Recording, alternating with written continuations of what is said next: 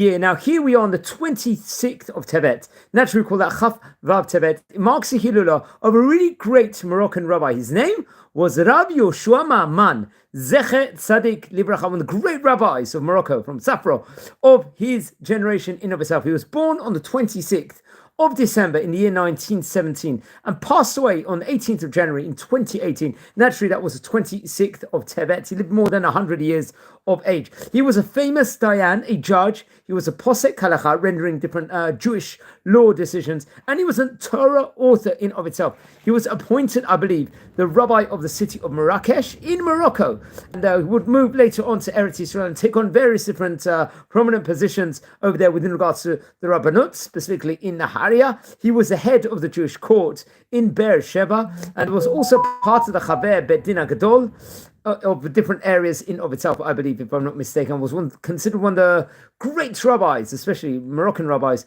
of his generation itself, and wrote great Torah colossal works. Now let's explore some of the highlights of the great rabbi's life. Now he was born in Safra, in Morocco. Very interesting. Now his father was a great rabbi. Rabbi Maman was his father's name, and his grandfather's name was Rabbi Rachamim Yosef, who happened to be, I think, the Rosh Yeshiva of the Yeshiva Tacha Kamoni, if I'm not mistaken, in Safra, respectively. And he was the author of Torah colossal works, including Tirga Dioma, if I'm not mistaken. And there was a chain of great rabbanim from the Maamán dynasty in of itself.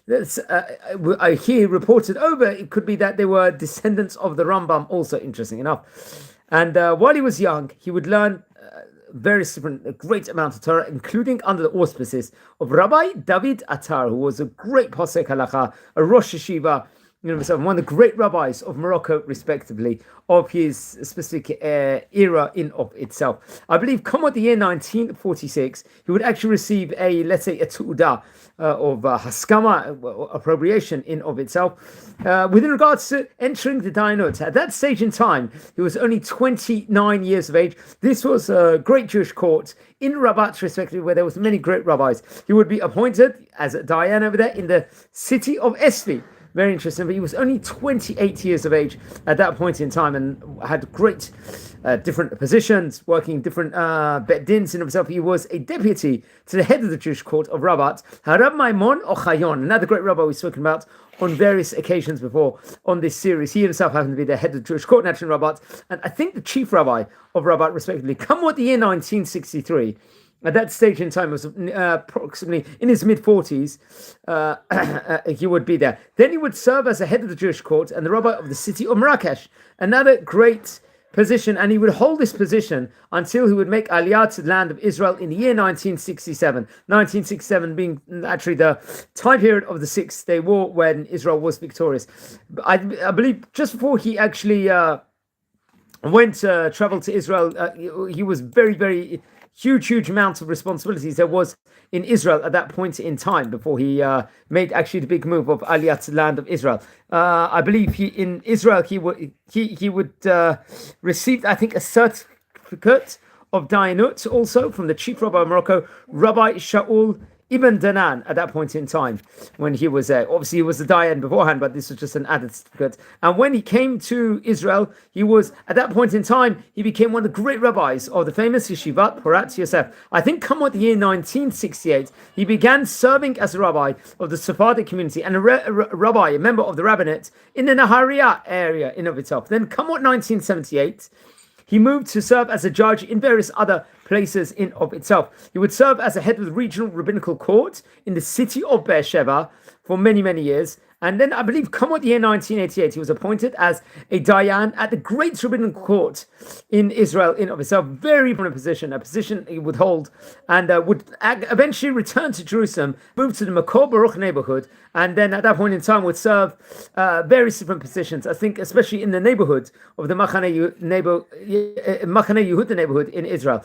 In January 2018, he became sick. He was 100 years old and was hospitalized at Shari Tzedek Hospital. Unfortunately, he passed away on the 26th of Tevet in 2018, January the 13th to be precise.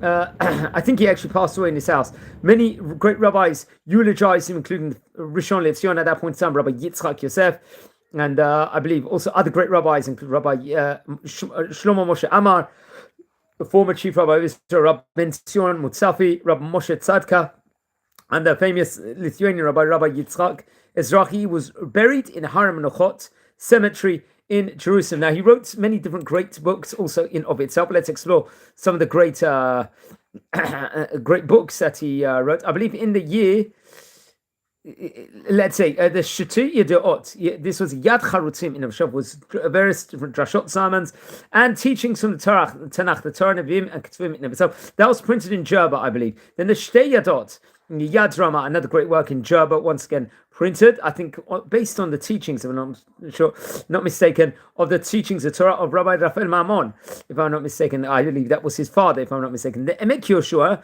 which was a Sheilot Shuvot, question and answer book on the Shulchan Aruch. This was divided up, I believe, in 7 different chalakim, 7 different volumes. Then the Sha'ar Yehoshua HaShalem, another great book in itself, concentrating on the Agada, let's say, I think using the Aleph Bet code in of itself, the Haggadah Shel Pesach, I think with 2 different explanations in of itself, Yegad Le'Yosef, Yegad Le'Yehoshua. Then it should say, or Chidushim and Hilpulim, on explanations of Torah, Nevi'im, and Ketuvim respectively. And then the Mitzapeh Yehoshua, which was various different drashot, Ma'amarim in of itself.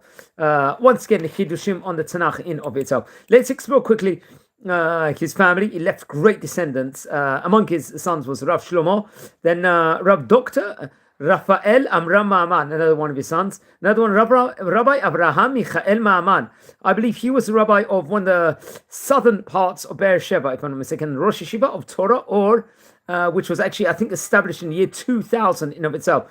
And then there was, among his descendants includes Rab Ariel Maman. I think Rab Ariel Maman is a shofet, a judge, naturally called, and was a judge in Israel. His daughter, I believe, was also, I think, married to Rav Shimon Marziano, who happens to be was the manager of the school system of Otzara Torah. And also another one of his daughters, Shulamit ben Menachem. And among his grandsons, I think Rabbi Yair ben Menachem happens to be a judge or part of the Bet Din of the Tel Aviv Rabbinate in himself, and the author of the book Yair Mishvat. His other daughter, Rabbanit Yafa, got married to Rabbi Yaakov Monsinago, who is the head of Otzar Torah institution. Also among his granddaughters, Rabbanit Miriam Monsinago in of itself. I think sadly she was victim of a pigua, I think of a terrorist attack, if I'm not mistaken, in the year 2012. So he was one of the great rabbis of his generation. I recommend everyone to light candles in his memory. But one other thing is he corresponded with many great rabbis, including Rabbi Shalom Mashash, who happened to be the chief rabbi of Jerusalem at one stage in time, Rabbi Ovadia Yosef. It would really discuss a lot of great different Torah importances and topics in of itself over here. So he passed away 26th of Tevet, approximately 7 years ago from the time of recording. The great Moroccan rabbis of his generation. Please don't forget to light candles in the great rabbi's memory, and please subscribe to the channel. And wishing you all blessings from Israel and Shabbat Shalom. I'm recording this just before Shabbat, Parashat Vayera. So wishing you all well.